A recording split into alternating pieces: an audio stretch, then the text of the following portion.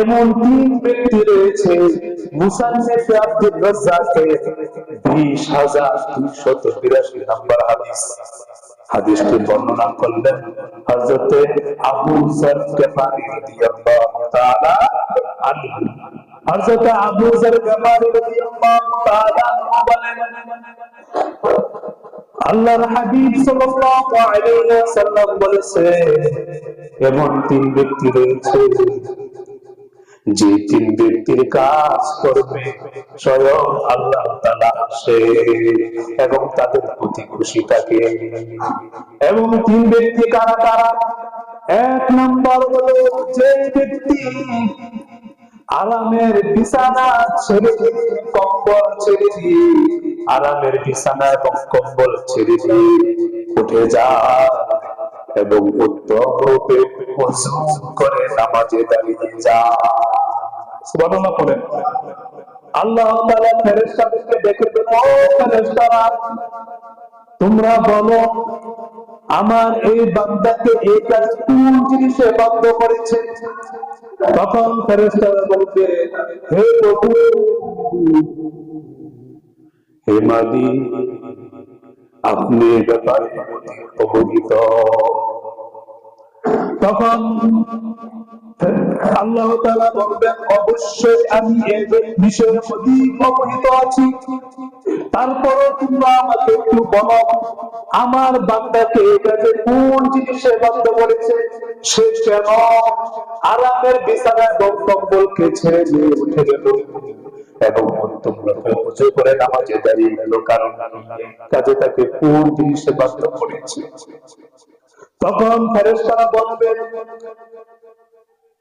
হে রব্বে কারীম, আপনি তাকে কোন কিছুর ব্যাপারে ভীতি প্রদর্শন করেছেন, তাতে সে ভীত হয়েছে, বা আপনি তাকে কোন বিষয়ে আশা দিয়েছেন, সে তাতে আশান্বিত হয়েছে। তখন আল্লাহ তাআলা বলবেন, ও ফেরেশতারা, তোমরা সাক্ষী থাকো, আমি তার জন্য নিরাপত্তা ব্যবস্থা করলাম, আমি তার জন্য নিরাপত্তা ব্যবস্থা করলাম ওই বিষয়ে যে বিষয়ে সে ভয় করেছে, এবং আমি তার আশা পূরণ করার ব্যাপারে নিশ্চিত প্রদান করলাম ওই বিষয়ে যে বিষয়ে সে আশাবাদী। সুবহানাল্লাহ বলে। অর্থাৎ বান্দা জাহান্নামের আগুনের ভয়ে এবং জান্নাতের আশায় যদি সে আরামের বিছানা এবং কম্বল ছেড়ে উত্তম রূপে ওযু করে নামাজে দাঁড়াইয়া থাকে, তাহলে তোমরা সাক্ষী থাকো ফেরেশতারা, তোমরা সাক্ষী থাকো, আমি তাকে জাহান্নাম থেকে মুক্তি দিয়ে দিলাম। জাহান্নামের আগুনের ভয় করছে, জাহান্নাম থেকে মুক্তি দিয়ে দিলাম। জান্নাতের আশা করেছে, যাও তোমরা সাক্ষী থাকো, আমি তাকে জান্নাত দিয়ে দিলাম। সুবহানাল্লাহ। দুই নম্বর ব্যক্তি হলো যাদের কাজের প্রতি আল্লাহ তাআলা কি হয়? হাসি পায় এবং আনন্দিত হয়। দ্বিতীয় ব্যক্তি যে আল্লাহর রাস্তায় কেমন ভাবে যুদ্ধ করতেছে, তার সঙ্গীরা শত্রুদের বোকায় বানায় পরাস্ত গ্রহণ করেছে, পরাস্ত হয়েছে, তারপর সে অনড়ভাবে দৃঢ়ভাবে জান টানে যুদ্ধের মধ্যে লেগে রয়েছে, তারপর সে শহীদ হয়েছে বা আল্লাহ বিজয় লাভ করেছে, ওই ব্যক্তি কাজের প্রতি আল্লাহ হাসি পায়, আল্লাহ তার খুশি খুশি হয়ে যায়। তৃতীয় ব্যক্তি আল্লাহ যার প্রতি হাসি পায়, যার কর্মের প্রতি হাসি পায় এবং আল্লাহ যার প্রতি সন্তুষ্ট থাকেন, খুশি থাকেন, তৃতীয় ব্যক্তি কি? তৃতীয় ব্যক্তি হলো হাদিস শরীফে এসেছে, তৃতীয় ব্যক্তি হলো যে ব্যক্তি কোন যাত্রী জনগণের সাথে বৈশ্য যাত্রা করে, কোন যাত্রী দলের সাথে রাত্রি কি করে যাত্রা করে, রাত্রে ভ্রমণ করে, তারপর যখন যাত্রী দলের সকল মানুষ বিশ্রাম নেওয়ার জন্য শেষ রাত্রে ঘুমিয়ে যায়, তখন যে বান্দা শেষ রাত্রে উঠে ওযু করে আল্লাহ মন্দির করে নামাজে দাঁড়িয়ে যায়, ওই ব্যক্তির কর্মের প্রতি আল্লাহ হাসি পায় এবং আল্লাহ তার খুশি থাকে। নামাজ প্রতিষ্ঠাকারী যে নামাজ পড়বে, আল্লাহর ইবাদত করবে, আল্লাহ তাআলা জান্নাতের মধ্যে তাদের সাথে দিদার দিবে। সুবহানাল্লাহ পড়ে। যারা নামাজ প্রতিষ্ঠা করে, নামাজ কায়েম করে, যখন জান্নাতবাসীরা জান্নাতে চলে যাবে, জান্নাতে যাওয়ার পর আল্লাহ তাআলা সকলকে একটা ময়দানে উপস্থিত করবেন, একত্রিত করবেন। এই মাকানটার নাম হলে মাকান মাজিদ। তারপর আল্লাহ তাআলা সকলকে লক্ষ্য করে বলবেন, তোমরা আমার কাছে কি চাও? তোমরা আমার কাছে কি চাও? তখন জান্নাতবাসীরা এক বাক্যে বলবে, আল্লাহ আপনি আমাদের এত কিছু দিয়েছেন, আর আমরা আপনার কাছে কিছুই চাই না, তবে আমরা আপনার রেজামন্দি চাই, আপনার সন্তুষ্টি চাই। তখন আল্লাহ তাআলা বলবেন, হে আমার বান্দারা, আমি যদি তোমাদের উপর রাজি না হইতাম, আমি যদি তোমাদের উপর খুশি না হইতাম, তাহলে আমি তোমাদেরকে জান্নাত দিতাম না। আমি তো তোমাদের উপর রাজি আছি, তোমরা অন্য কিছু চাও। তখন তারা কিছু খুঁজে পাবে না, কি করবে না? কিছু খুঁজে পাবে না আল্লাহর কাছে চাওয়ার মতো। তখন তারা আলেমদের কাছে আসবে, আলেমরা পরামর্শ করে বলবে যে এত কিছু আল্লাহ তাআলা আমাদেরকে দান করলেন, এত কিছু আল্লাহ তাআলা আমাদেরকে দিলেন, কিন্তু এই পর্যন্ত আল্লাহ তাআলার দিদার আমাদের নসিব হলো না।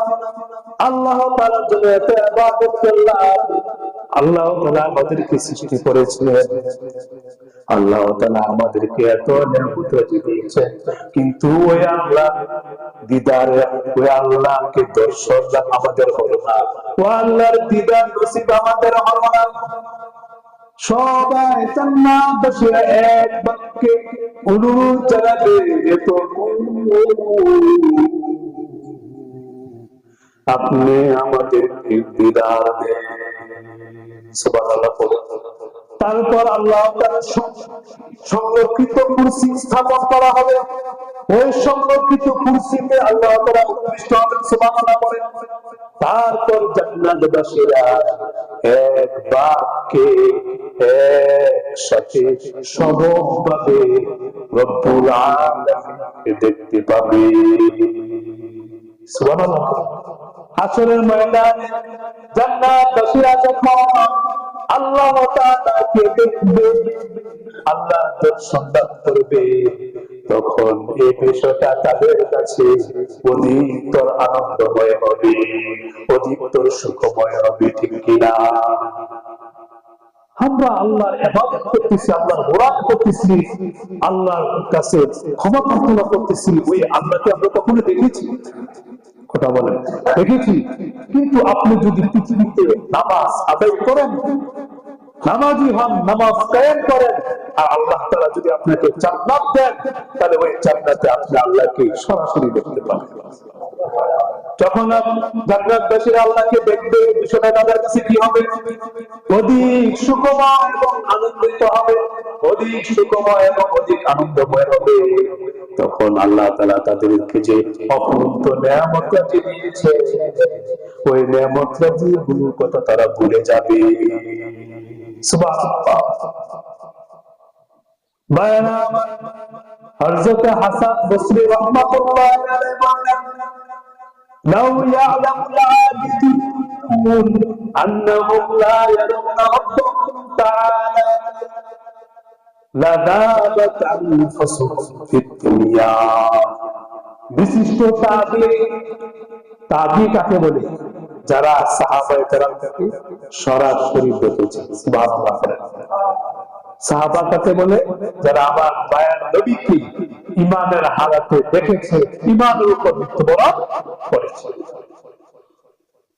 তো বিশিষ্ট তাবী অন্তত যিনি সাহাবাকে দেখেছেন হযরত হাসান বসরি রাহমাতুল্লাহি আলাইহি তিনি বললেন লাউ ইয়া'লামুল আবিদুন যদি আবেদরা যারা ইবাদত করে আল্লাহ তাআলা যদি তারা জানতো যদি তারা কি করতো জানতো আন্নাহুম লা ইয়ারাউনা রাব্বাহুম তাআলা যে নিশ্চয় তারা তাদের রবকে দেখবে না নিশ্চয় তারা তাদের রবকে দেখবে না যদি এই ব্যাপারে তারা জানতো লাযাবাত আনফুসুহুম ফিদ দুনিয়া দুনিয়ার মধ্যে তাদের হৃদয় বিগলিত হয়ে শুকিয়ে যেত তাদের হৃদয় বিগলিত হয়ে শুকিয়ে যেত কষ্টে বিশেষ কষ্টে তো যারা আবেদ তারা সবসময় আকাঙ্ক্ষায় থাকে সবসময় আকাঙ্ক্ষায় থাকে কখন আমি মারা যাব কখন মারা যাব জান্নাতে যাব আল্লাহর দিদার নসিব হবে সুবহানাল্লাহ এই জন্য মুমিন কখনো মৃত্যুকে ভয় করে না আল্লাহর হাবিব সাল্লাল্লাহু আলাইহি সাল্লাম বললেন তুফাতুল মুমিনিয়াল মাউত মৃত্যু হচ্ছে মুমিনদের হাদিয়া মুমিনদের হাদিয়া হলো মুমিনদের হাদিয়া কি কথা বলেন মৃত্যু কারণ মুমিন মনে করে মৃত্যুকে মুমিন কখনো ভয় করে না যারা প্রকৃত মুমিন আল্লাহ তাআলার কাছে যারা প্রকৃত মুমিন যারা হাকিকি মুমিন তারা কখনো মৃত্যুকে ভয় করে না কেন মৃত্যুকে ভয় করে না কারণ তারা মনে করে মৃত্যু হলে মৃত্যু হতে দেরি যাত্রাতে না ভোগ করতে এক মুহূর্ত দেরি হবে না সুবহানাল্লাহ বলে হযরত নাফি রাহমাতুল্লাহি আলাইহি বিশিষ্ট তাবেঈ তিনি প্রায় সময় এই কথাটা বলতেন যদি আল্লাহ তাআলা আমার সকল আমলের সওয়াবের বিনিময়ে এক নজর দর্শন লাভের সুযোগ দিতে তারপর আল্লাহ তাআলা যদি আমার নাফিকে বলতেন হে নাফি তুই মাটি হয়ে যা